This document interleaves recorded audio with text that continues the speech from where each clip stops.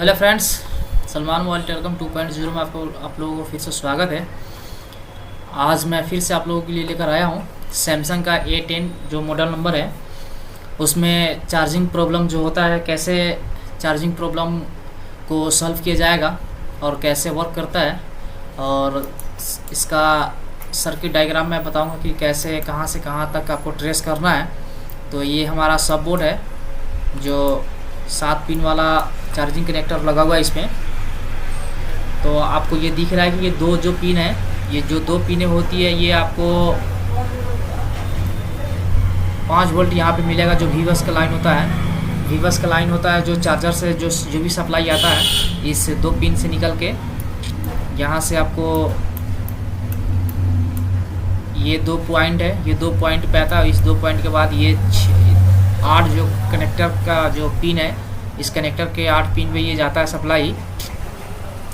तो यहाँ पे आप चेक कर सकते हैं, अगर आपको यहाँ से प्रिंट उखड़ा हुआ हो तो यहाँ पे आप जंपर करके, ये दोनों पे जंपर करके आप इस पॉइंट पे जंपर कर सकते हैं। उसके बाद यहाँ पे आपको यहाँ पे जंपर नहीं करना पड़ेगा, क्योंकि यहाँ पे आप जंपर कीजिएगा तो फिर दिक्कत हो जाएगा, शॉर्टिंग का प्रॉब्लम आ जाता है। उसके बाद आपको मैं मेन बोर्ड दिखा रहा हूँ, ये रहा मेन बोर्ड। तो मेन बोर्ड में कहाँ से कहाँ तक जाता है, ये रहा ये मेन पत्ता का कनेक्टर है, जहाँ से जो हमारा सब बोर्ड से मेन पत्ता इसी पे कनेक्ट होता है। और ये जो है LCD कनेक्टर है, तो हमें तो मतलब इससे है। तो यहाँ पे आप देख रहे हैं कि ये 8 जो पिन है, ये 8 पिन पे यहाँ पे भी आता है वीवस का 5 वोल्ट, यहाँ पे भी मिलेगा आपको।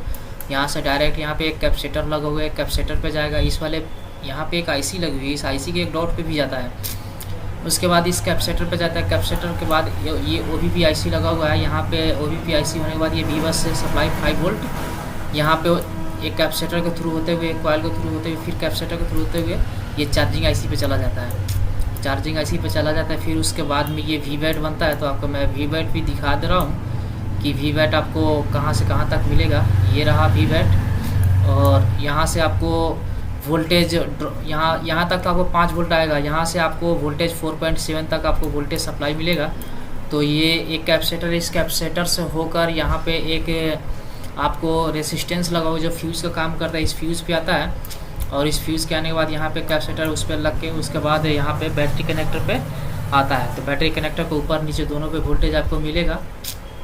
बाकी ये जो पिन होती है ग्राउंड होती है, ये आपको इसको कोई ज़रूरत नहीं है चेक करने की, बस ज़रूरत है ये इसी चीज़ को चेक करने की। अगर आपको समझ में आ ही गया होगा कि हाँ सर्किट कैसे काम कर रहा है, वीडियो अच्छा लगा तो लाइक कीजिए, सब्सक्राइब कीजिए, और जहाँ तक हो सके कमेंट करके ज़रूर बताइए कि वीडियो कैसा लग रहा है आप लोगों को।